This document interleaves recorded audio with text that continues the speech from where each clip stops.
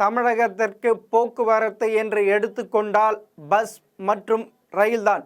சாதாரண மக்கள் தொலை தூரத்திற்கு பஸ்ஸில் பயணம் செய்வது என்றால் கட்டுப்படி ஆகாது. காரணம், பஸ் கட்டணம் அதிகமாக இருக்கிறது. அதுவே ரயிலாக இருந்தால் பஸ் கட்டணத்தில் மூன்றில் ஒரு பகுதி இருந்தால் போதும். அதனால் ஏழை மற்றும் நடுத்தர மக்களின் விருப்பமாக ரயில் இருக்கிறது. அதோடு நாட்டில் அதிகமான சாலை விபத்து ஏற்படுவதில் தமிழகம் முதல் இடத்தில் இருக்கிறது. மேலும் சாலை விபத்தில் அதிகமாக இறப்பவர்களும் நம் மாநிலம்தான் அதிகம். மத்திய அரசு தமிழகத்தை மாற்றான் தாயாக பார்க்கிறது. மத்திய அரசு தமிழகத்திற்கு தர வேண்டிய நிதியும் ஒழுங்காக தருவதில்லை. மத்திய அரசுக்கு கிடைக்கும் ஜிஎஸ்டி வருவாயில் மகாராஷ்டிரா அடுத்து தமிழகம்தான் அதிகமாக கொடுக்கிறது. அப்படி இருந்தும் மோடி அரசு தமிழகத்தை புறக்கணிப்பதாக ஸ்டாலின் அரசு குற்றம் சாட்டி வருகிறது. அப்படி இருக்கும்போது மத்திய அரசு தரும் திட்டத்திற்கு ஒத்துழைப்பு அளிக்காமல் எங்களுக்கு இந்த திட்டம் வேண்டாம் என்று மத்திய அரசுக்கு கடிதம் எழுதியிருக்கிறது ஸ்டாலின் அரசு. இந்த திட்டம் நடைமுறைக்கு வந்திருந்தால் தென் தமிழகம் வளர்ச்சிக்கு ஓரளவு உதவியாக இருந்திருக்கும். அதில் மண்ணை போட்டுவிட்டது ஆளும் திமுக அரசு. என்ன திட்டம் என்பதை பார்க்க போகிறோம். நாடு முழுவதும் ரயில் பாதைகளை பிராட்கேஜ் பாதையாக மாற்றும் வகையில் இந்திய ரயில்வே நடவடிக்கை எடுத்து வருகிறது. இந்த நிலையில் மதுரையில் இருந்து அருப்புக்கோட்டை வழியாக தூத்துக்குடி வரையிலான ரயில் பாதையை பிராட்கேஜ் பாதையாக மாற்றுவதற்கு திட்டமிடப்பட்டது. இது 143 கிலோமீட்டர் தூரம் கொண்டது. இதன் மீது பெரும் எதிர்பார்ப்பு ஏற்பட்டது. தென் மாவட்டங்களுக்கு செல்லும் ரயில்கள் விரைவாக பயணிக்க முடியும். புதிதாக எக்ஸ்பிரஸ் ரயில்கள், வந்தே பாரத் ரயில்கள் போன்றவை அறிமுகம் செய்ய உதவிகரமாக இருந்திருக்கும். இதற்கான ஏற்பாடுகளை தெற்கு ரயில்வே மேற்கொண்டது. கடந்த 2011-12 காலகட்டத்தில் ஒப்புதல் கிடைத்தது. இந்த திட்டத்தின் மூலம் விளாதிக்குளம், புதூர், நாகலாபுரம் ஆகிய பின்தங்கிய பகுதிகள் மேம்பட்டு இருக்கிறோம். அது மட்டுமின்றி தூத்துக்குடியில் துறைமுகம் அமைந்துள்ளது. இதன் தேவைக்காக சரக்குகளை ஏற்று செல்லும் ரயில் வசதியும் புதிய பிராட்கேஜ் பாதை மூலம் விடப்பட்டு இருக்கும். இந்த திட்டத்திற்கு மொத்தம் 1875 கோடி ரூபாய் செலவாகும் என மதிப்பிடப்பட்டது.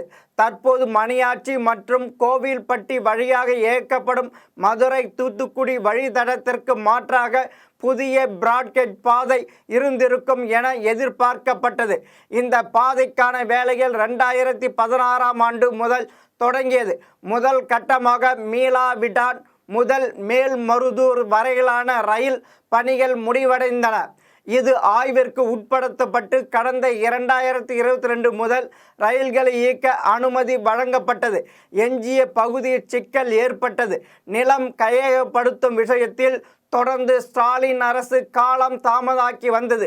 இதுவரை சுமார் 40% வரையிலான நிலம் மட்டுமே கையகப்படுத்தி இருப்பதாக தகவல் தெரிவிக்கின்றன. அதே சமயம் இந்த திட்டத்திற்கு மத்திய பட்ஜெட்டில் போதிய நிதி ஒதுக்கீடு செய்யப்படவில்லை என்ற குற்றச்சாட்டு நிலவுகிறது. இந்த நிலையில் மத்திய ரயில்வே துறை அமைச்சர் அஸ்வினி வைஷ்ணவ் கூறியிருக்கும் தகவல் பெரிதும் பரபரப்பை ஏற்படுத்தியுள்ளது. அதாவது மதுரை தூத்துக்குடி அகல ரயில் பாதை திட்டத்தை கைவிடுமாறு ஸ்டாலின் அரசு ரயில்வேக்கு கடிதம் எழுதியுள்ளார். அதனால் இத்திட்டம் கைவிட்டு விட்டதாக அவர் குறிப்பிட்டார். இதன் பின்னணி குறித்து பார்க்கும்போது அருப்புக்கோட்டை வழியாக செல்லும் மதுரை தூத்துக்குடி புதிய ரயில் பாதைக்கு சுமார் 870 ஹெக்டேர் நிலம் தேவைப்பட்டது. ஆனால் தமிழக அரசு வெறும் 74 ஹெக்டேர் நிலத்தை மட்டுமே கையகப்படுத்தியுள்ளது. திமுக அரசின் நத்தை வேக செயல்பாடு இப்போது அருப்புக்கோட்டை மக்களின் பொருளாதார வளர்ச்சிக்கு பெரும் தடையாக மாறியுள்ளது. ஸ்டாலின் அரசு இந்த திட்டம் வேண்டாம் என மத்திய ரயில்வேக்கு கடிதம் எழுதியது எதற்காக என்றால், இது செயல்படுத்துவதால் எந்த கமிஷனும் கிடைக்கப் போவதில்லை.